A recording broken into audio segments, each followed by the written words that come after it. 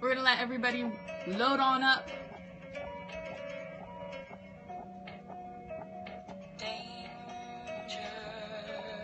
This, by the way, is on the soundtrack to my documentary.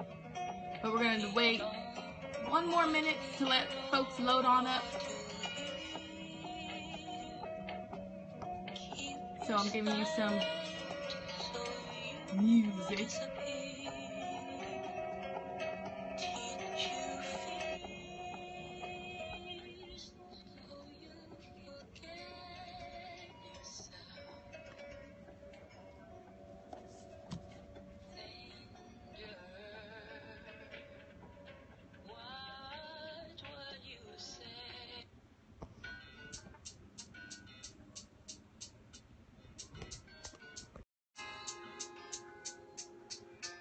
Okay, guys, we're going to start something new. We're going to do Travel Scope Tuesdays, and we'll see how it goes. So welcome.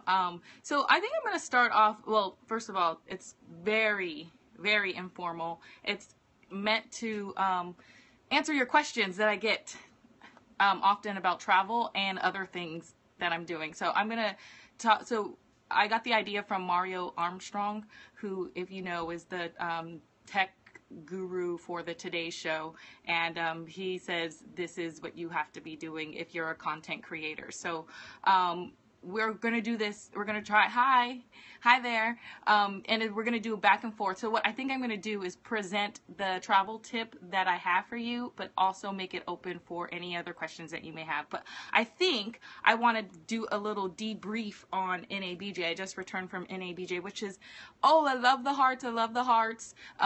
It's one of my favorite. Hi, Anita. Anita's Liliert. Thank you.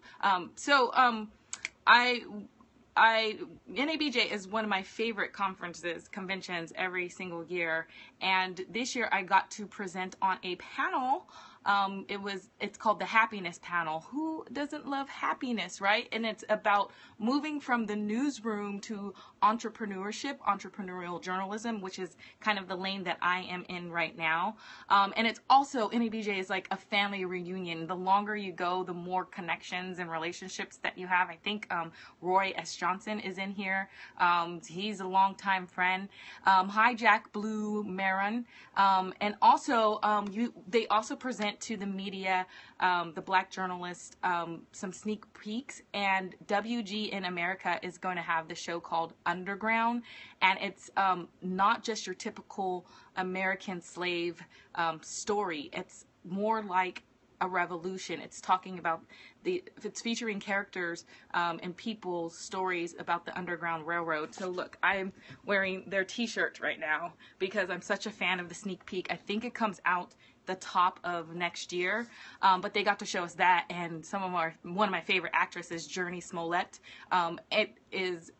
was there. And it's funny because, you know, hi, thanks, Roy. I'm glad you're here too. So Journey, it was funny because Journey was on the panel for Underground, this new series that she's in, and I heard people whispering, that's Jussie's sister. And it's so funny, the switch on it, because you guys all remember Journey was kind of the more popular of the Smollett family. So anyways, and then also you might have heard in the Twitter sphere that Prince invited the journalist to his Paisley Park, his music studio just outside of Minneapolis, and that had mixed reactions, and I will tell you from my point of view. So I used to be afraid to say this, but I'm not the biggest Prince fan, and I'm not afraid to say that anymore because I was at NABJ and I grew up in Los Angeles, California. Now, this may not be true for everybody who grew up in LA, but I met a handful of people there at the convention who were from the West Coast, and they were kind of cool on Prince too. We appreciate his work, we appreciate his artistry, but it's not like something that we were totally geeked out to participate in. But I will tell you that I was really excited about the opportunity because I knew how rare it was, and I knew how random and rare Prince appearances were. So I had also never seen him in person. So it was a lot of waiting. It was a lot of anticipation, but I think it was worth it because what else were we doing on Saturday? In fact, the convention moved all of its events upward in the daytime so that we can all participate in the Paisley Park. It is true that he came out for 2 minutes. It is true that we had to wait till 12:45 a.m. And it is true that we had to wait and load the buses at 10 p.m. the evening before. But we paid $20 to get in. It was open to the public. And apparently he rarely opens the space to the public, and the public had to pay $50. It is still unclear what that money went towards, and there was no alcohol and no cell phones. So you were literally, hey, what's going on there? We don't have that kind of talk there. We're gonna kick D-Dog out the room. It was literally like reminiscent of like junior high school dance parties. Like you had to party without a cell phone and with your friends, just on pure energy, no alcohol, and the lights were low and the music was loud. Okay, so I also want to just give you guys an update on what I've been working on. I've been working on another documentary. So you guys may have heard of my documentary, What We Told Our Sons. 4 families react to the Trayvon Martin verdict, which is all the events. Okay, so you should leave, D-Dog. I don't know what you're doing in here. This is for people, like, this is a voluntary discussion, so you don't have to be here. So my documentary, with all the things that are going on with the hold on one second, we're gonna get this guy out the chat room. Okay, so now he's gone, guys.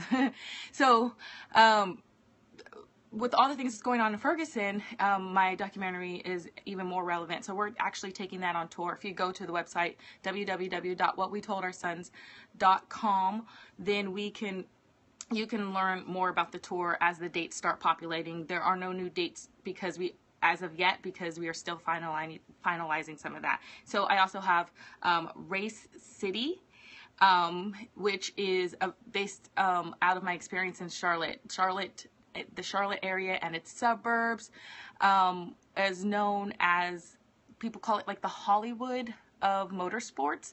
So that one is in development, and stay tuned for that. But I've been working on that yesterday, and so it's so fun to see some of the interviews coming of that. And then this book, Taking the Shot.